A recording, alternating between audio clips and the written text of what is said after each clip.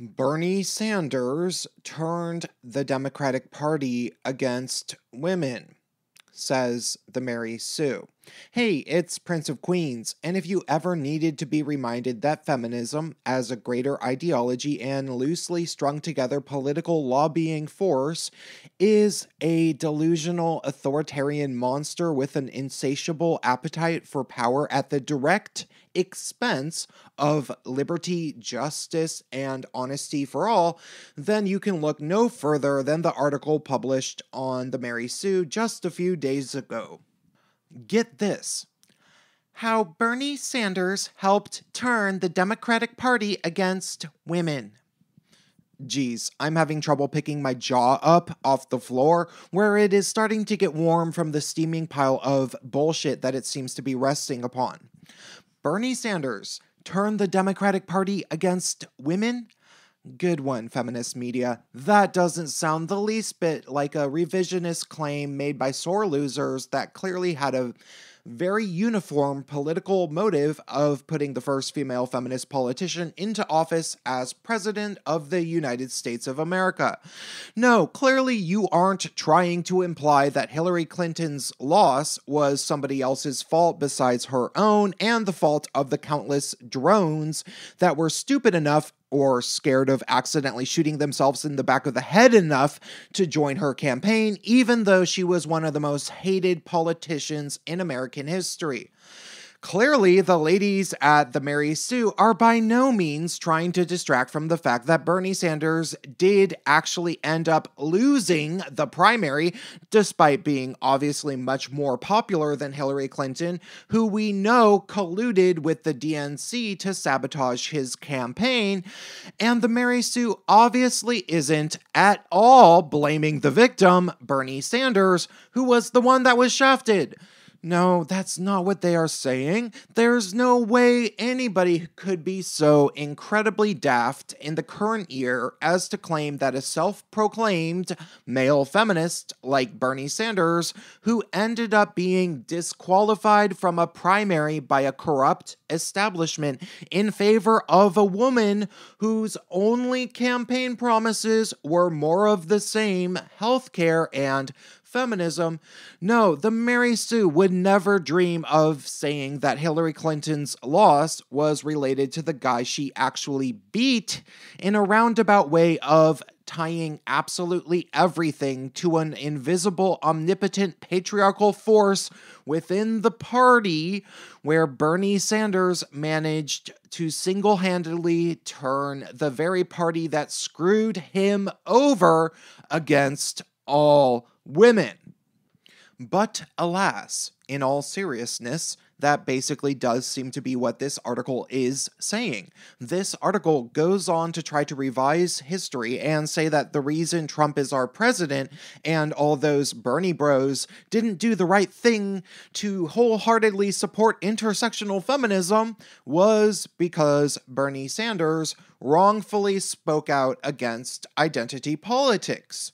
Bernie Sanders' message of unity based around shared interests has been construed as divisiveness by the very people who have divided our nation more than I have ever seen it divided, the intersectional feminists. Still, it doesn't matter because in the end, despite the fact that they got their way during the primaries, the Democrats didn't get their way in the general election, so everybody can safely blame whoever they want, resting assured that they were right about something or other.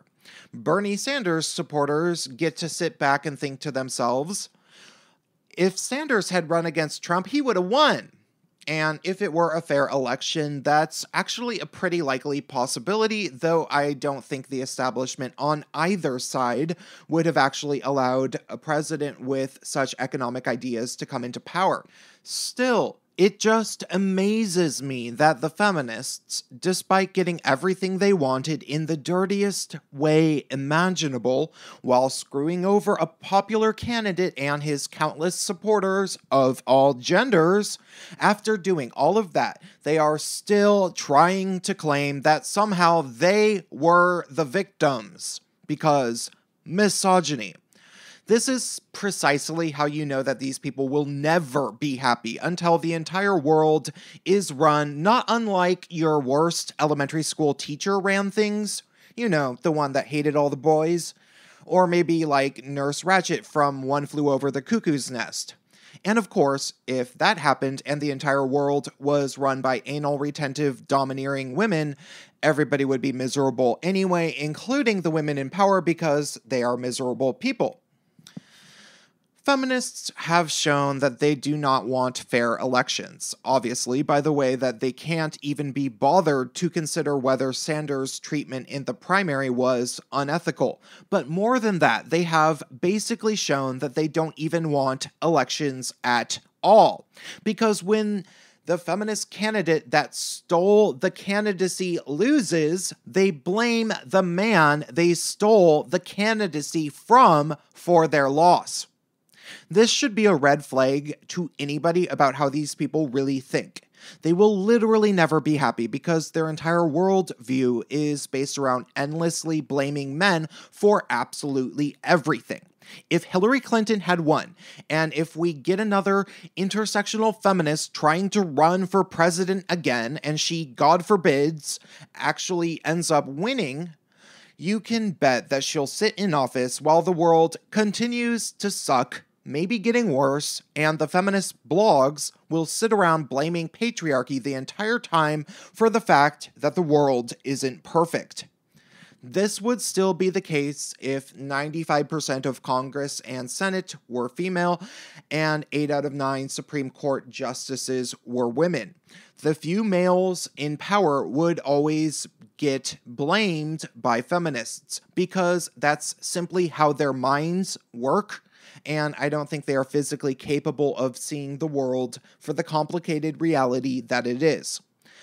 I have seen women claim that female sexual abusers were motivated by patriarchy, and I don't think this mentality will end until each and every one of us tackles the problem head on and tries to make sure that everybody in our lives says no to feminism.